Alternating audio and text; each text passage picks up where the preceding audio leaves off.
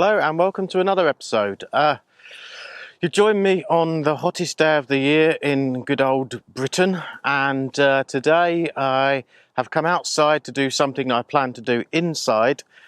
I've come to, as you can see behind me, the wind turbines. I think this is Oxfordshire, Watchfield.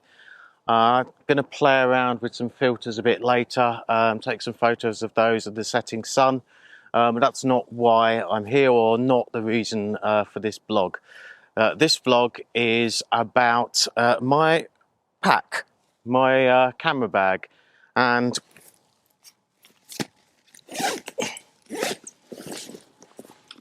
this thing. So this is an F-Stop Tilopa, which I've had for about a month, and it inspired me to do this vlog because it really is the best camera bag I've ever had. And so I thought I'd explain in the open air, in the breeze, in the sweltering heat, why it's so good. So reason number one is all about modularity. Each of these F-Stop bags come without any internal gear arrangement facility, but they sell these things they call ICUs, and this one's a large one. And as you can imagine, as a vlogger, I have a lot of kit. So takes that camera, takes this camera, takes all my filters, takes my couple of extra lenses. It's completely reconfigurable inside, so you know it's done exactly how I wanted it to be, and it also zips up, and this can be carried just as a bag or used as storage, and that fits in there. As I say, you can get them in different sizes. You know, for me that means that if I wanted to go on a bit more of an adventure, take less gear but take perhaps a bit of food, take some clothing, that would all fit in. So reason number two is its size. So obviously it's a big bag. This is a 50 litre, I think you can get a 70 and an 80 litre. But I don't know about you, I've had bags that on the outside have seemed as big as this in the past, but I've never been able to fit quite as much in them as this one. It's got my ICU in it again. Zips up the top, and there is quite a lot of space. I can fit a couple of coats, hats, gloves, food, and also it's extremely comfortable. So I've done quite long days in this. It's got adjustable shoulder straps for height, obviously a waist pack, a waist belt, a sternum belt, and you know, it just doesn't move on your back. It's extremely comfortable, and it's probably comfortable because it's got an internal, I think it's an aluminium skeleton in it, so it just holds it completely rigid, and just completely comfortable all day. You know, as someone that carries this much weight around, I really do need it to be comfortable, and it's certainly passed that test. Reason number three, it's waterproof, and again, this is the first bag that I've owned that I've trusted to be truly waterproof. It has covers over the zips here, it has waterproof zips on top. It's made of a very thick nylon material, and it opens at the back here, so water doesn't get in here either. And I don't know about you, those packs or those covers that comes with packs, they're just a complete pain in the arse. Not only have you got to carry them, so they take up space in your bag, but then once it rains, you've got to get them out, you've got to fit them, they never fit on properly. And as soon as you stop, you've got to take them off, and then you've got a wet pack. You know, here, none of that. I trust this bag to stay waterproof for as long as I'm out in the rain, and I think, you know, that's a real benefit, because if I don't need to worry about that, there's less excuse not to go out in the rain. Reason four is build quality. It's made of extremely durable nylon material. It has extra material down here where I carry my tripod. It has extra thick material at the bottom. It has extra stitching everywhere. The zips are really sturdy, and I just can't imagine this falling apart anytime soon, which is a good thing, because at 300 quid without the ICU, they're certainly not cheap. But I think, if my last bag probably cost £100, lasted a year, hopefully this will last more than 3 years then. But yeah, I mean, it's, for me, it's decent value for money.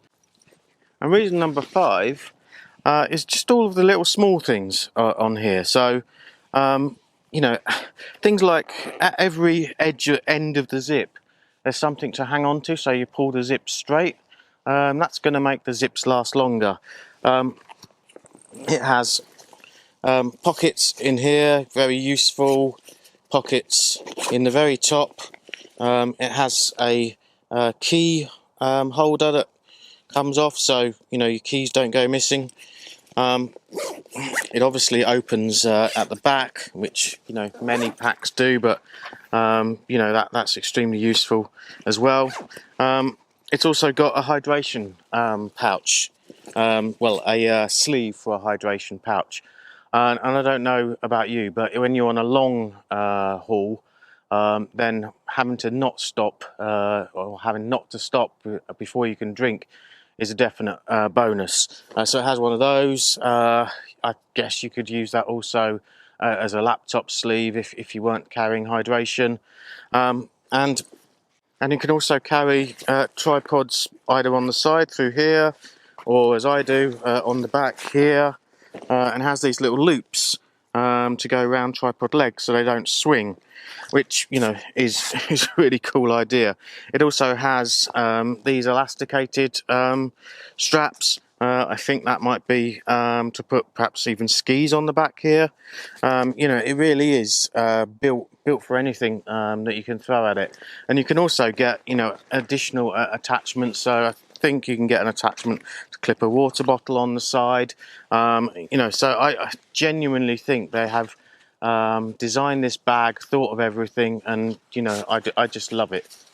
Before I go though, a couple of things maybe I don't like about it. So it's got these side pockets, and to be honest, these aren't really that useful. I don't really know what you can put in them. Might end up putting a water bottle in them, but I think it'd be far better off if it just had pockets at the bottom here on both sides for a water bottle, and did away with this altogether. And the other thing that perhaps could be improved next time is the sternum strap. So if I just put this on,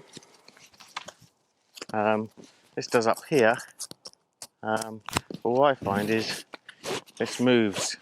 So it's designed to move, but to me it just moves too easily. Maybe it doesn't fit me as well as it should, but it is very comfortable. It's just that this does move, and which is slightly annoying. So a couple of negatives, but on the whole, it's an amazing bag. Now, so let's perhaps do what we came here for. I'm going to attempt to photograph these windmills behind me. There's 4 of them moving this evening, which is a shame that we've not got all of them moving. But I'm going to put some filters on, as I said, and see what effects I can get with the moving blades. Don't know yet, but we'll see. Hello, so I'm back at home now, and I just thought I'd show you a couple of those images I took at the wind farm. I was playing with shutter speeds, and so this first image, this is at 1/10 of a second, and then this second image is at 1/8 of a second, and this last image, the one I'm happiest with, so that's at 1/6 of a second. And if I just compare number 1 again, as you can see, the blades are not blurred, or not blurred very much at all. And the second one, at the 1/6 of a second, The blades, I think, are sort of nicely blurred.